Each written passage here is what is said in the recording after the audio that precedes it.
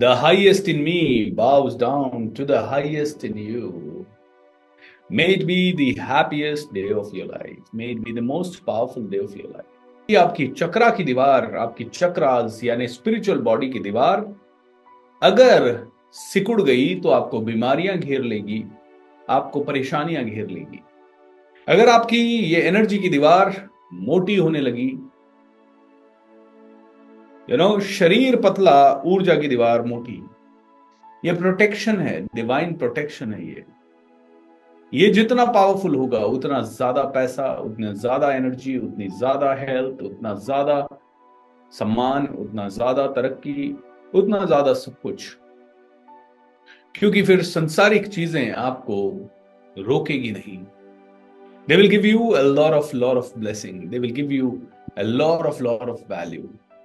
So you need to create this wall as thick as possible, as thick as possible. जितना ज्यादा thick हो सके उतना ज्यादा इसको थिक करना है। इस ऊर्जा की दीवार को और पावरफुल करना है। क्यों? क्योंकि ये पावरफुल हो गई तो धीरे धीरे सब कुछ पावरफुल हो जाएगा, जीवन ही बदलने लगेगा, जीवन ही पावरफुल हो जाएगा और रहेंगे। जितने लोगों को नहीं पता ये चक्रास क्या है, तो वापस से बता दूं, आपकी फिजिकल बॉडी के बियॉन्ड भी एक और बॉडी है जिसे आपकी एनर्जी बॉडी कह सकते हैं आप। ऐसे कहते हैं कि आपके 5 शरीर हैं। पहला शरीर है आपका अन्नमयी शरीर, जो कि आपको दिख रहा है जब भौतिक शरीर, ये वाला शरीर जो अन्नमयी शरीर। दूसरा है प्राणमयी शरीर, यानी प्राणमयी कोश भी बोलते हैं उसे। अन्नमयी शरीर, अन्न का कोश जो है वो चल रहा है। दूसरा है प्राण का कोश। अन्नमयी शरीर, प्राण कोश, प्राणमयी शरीर गायब हुआ तो अन्नमयी शरीर भी गायब हो जाएगा। प्राण, आप जो ब्रीदिंग कर रहे हैं, आपने ऑक्सीजन अंदर लिया और ऑक्सीजन के बाद कार्बन डाइऑक्साइड छोड़ दिया। जो अंदर रह गया, जो ऑक्सीजन अंदर लेने के कारण जो पूरी सारी 3 ट्रिलियन कोशिकाओं में सप्लाई हो गया, वो प्राण है, वो प्राणमयी शरीर है। बोलते जानवर जो होते हैं ना, उनके पास ये 2 ही शरीर होते हैं, अन्नमयी शरीर, प्राणमयी शरीर। इंसान के पास एक और शरीर होता है जिसको बोलते हैं मनमयी कोश, मन से बना हुआ कोश, मन से बना हुआ शरीर। हमारा भौतिक शरीर ये है, हमारा प्राणमयी शरीर भी भौतिक शरीर से जुड़ा हुआ है। लेकिन जब बात करते हैं हमारे मनमयी कोश की, तो मनोमयी कोश जो है वो मन की कल्पना है। मैं ऐसा हूं, मैं बहुत जबरदस्त हूं, मैं पावरफुल हूं, मैं उसका बेटा हूं, मैं ये कर सकता हूं, मैं ये नहीं कर सकता, मुझे वहां जाना है। ये मनमयी कोश कहीं पे भी जा सकता है, ये कितना भी बड़ा हो सकता है। ये मनमयी शरीर जो है ना, ये सपने देखता है। ये मनोमयी कोश जितना पावरफुल हो सकता है, इंसान को उसे बनाना चाहिए। क्योंकि ये मनमयी कोश ही ग्रीड है और ये मनमयी कोश ही फियर है। ये मनमयी कोश ही बड़े सपने हैं और ये मनमयी कोश ही अच्छा इंसान है। मनोमयी कोश आपको अच्छा या बुरा बनाता है, तो ये भी आपका एक तरह का शरीर है।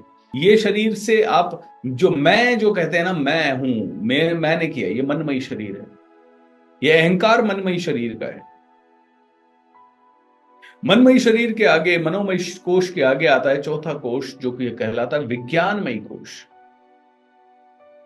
विज्ञानमयी कोश, जब आप रात को सो रहे हैं तो भी आपका मनोमय कोश चल रहा है। मनोमय कोश कंप्लीटली आपको कई सारी चीजें आपका कर रहा है। सपने आप देख रहे हैं, उस समय भी कई सारी चीजें चल रही है। विज्ञानमयी कोश, प्योर कॉन्शियसनेस।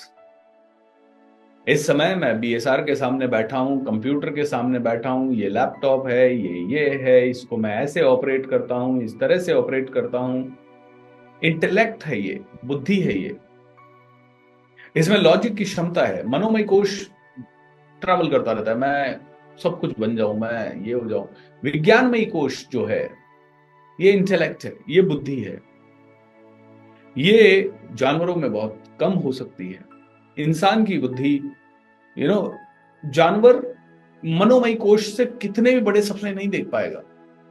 मनोमय कोश को ट्रेन करके जानवर किसी भी लेवल पे नहीं जा पाएगा। लेकिन बुद्धि और मन का इस्तेमाल करके इंसान ने देखिए क्या क्या बना दिया।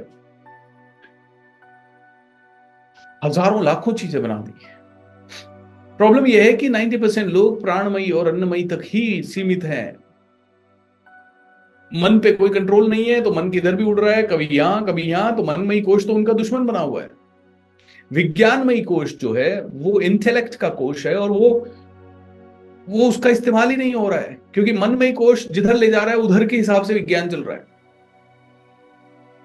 मनमयी कोश कहता है यार ये है ना, ये मेरे गांव वाले मेरे को सपोर्ट नहीं करते, और फिर विज्ञानमयी कोश लग जाता है, इनको सभी को कैसे मजा चखाऊं, इनको कैसे नीचा दिखाऊं।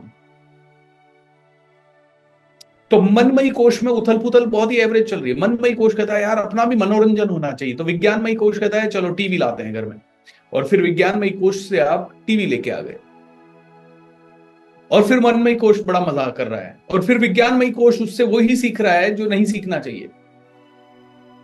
तो एक शुद्र लेवल का इंसान, यानी कि सबसे निम्न लेवल का इंसान, यहां पे ब्राह्मण क्षत्रिय वैश्य शूद्र जब कहें तो किसी जाति से नहीं लेना है आपको, ये इंसान की 4 कॉन्शियसनेस के लेवल है।